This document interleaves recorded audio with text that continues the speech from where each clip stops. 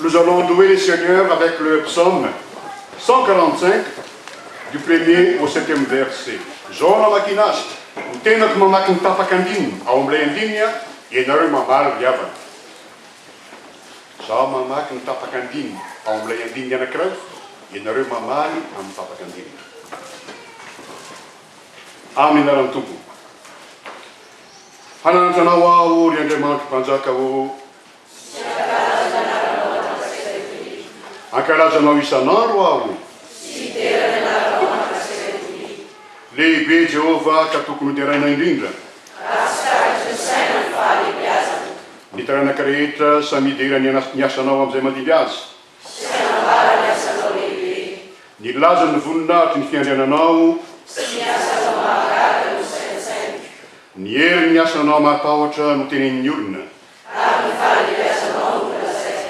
Anonona ny fahatsiarovana ny haben'ny fahasaranao izy. Seigneur le fanarinanao.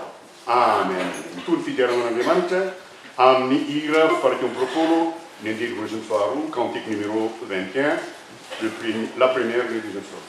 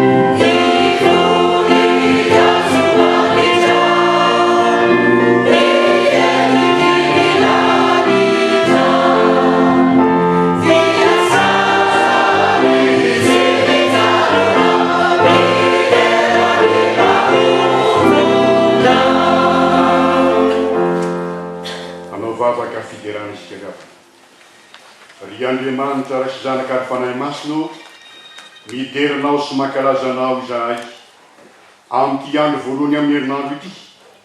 Andro atsiarovany mino rehetra fa tafatsangana tamin'ny maty ianao, arary sitiny, raha ny miaina rehetra, indrindra izay olombelona, manome fankalazana, manao fiderana, ary manome voninahitra anao Andriamanitra.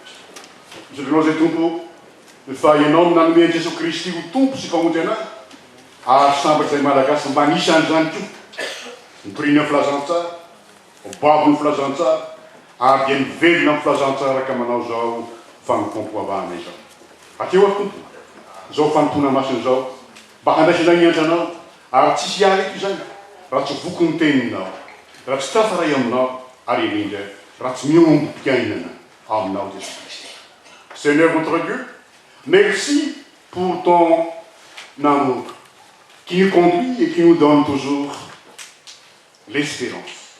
Merci pour ton Esprit Saint qui nous vivifie, qui nous réconforte et qui nous donne la possibilité d'être témoins de l'Évangile là où nous sommes. Seigneur, nous te rendons grâce car tu nous as donné aussi des missionnaires à Madagascar afin que tous les Malgaches puissent croire en toi, croître en toi, et surtout, afin que nous soyons tous témoins de l'évangile là où nous sommes. Assiste-nous, Seigneur, et bénis ce culte. Au nom de ton Fils. Amen.